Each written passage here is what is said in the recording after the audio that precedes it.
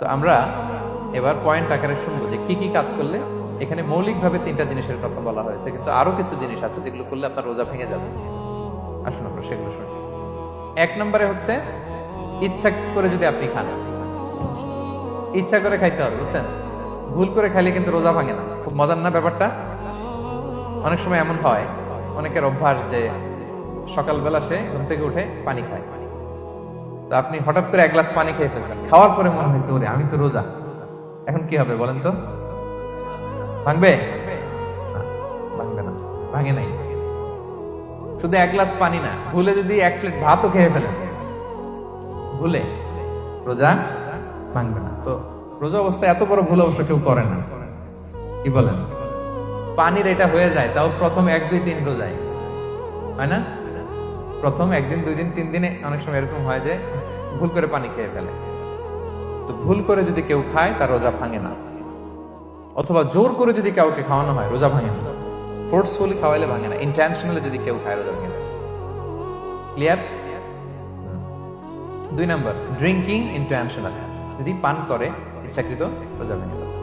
3 নম্বরে হচ্ছে physical intercourse, দিনের বেলায় যদি ফিজিক্যাল ইন্টিমেসিতে যায় হাজব্যান্ড ওয়াইফ, দেহ থেকে যদি সিমেন আউট হয় রোজা ভেঙে যাবে।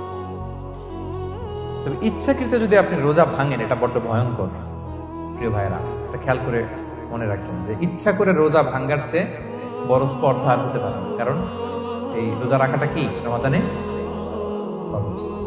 আপনি যদি ফরজ ইচ্ছা করে ভাঙেন তাহলে শুধু কাজা করলে হবে না, কাফারা দিতে হবে। কে দিতে হবে? তাহলে আমরা জানছি কাজা, আমরা জেনেছি ফিদিয়া, এবার নতুন একটা টার্ম শুনলাম, এটা কি? কাফারা। ইচ্ছা করে রোজা ভাঙলে কাফারা দিতে হবে। এন্ড হোয়াট ইজ কাফারা? কাফারা হচ্ছে টানা 2 মাস রোজা রাখা একটার জন্য। পারবেন? রমজানেরটা রাখতে তো খবর হয়ে যায়, কি বলেন? ইচ্ছা করে যদি কেউ রোজা ভাঙে তার কাজা কাফারা 2টাই লাগবে।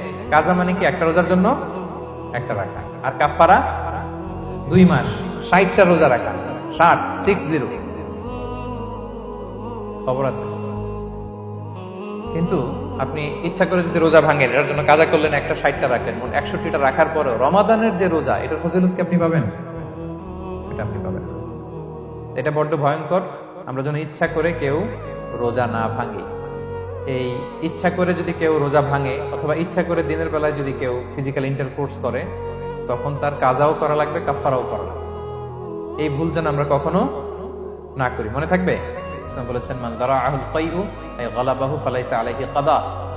কেউ যদি অনিচ্ছাকৃত বমি আসে, কাজা করা লাগবে না। ওমান ইস্তাকাআ, কেউ যদি ইচ্ছা করে বমি করে আমদান ফালিয়াহদি, সেজন্য এই রোজাটা কাজা করা। 5 নাম্বার হচ্ছে আল ইস্তিমনা, মানে মাস্টারবেশন, হস্তমৈথুনের মাধ্যমে কেউ যদি সিমেন আউট করে তাহলে তার রোজা ভেঙে যাবে, এবং এটার জন্য কাজা কাফারা 2টাই লাগবে। 6 নাম্বার স্মোকিং। স্মোকিং যদি রমাদানে কেউ করে, রোজা কিন্তু শেষ।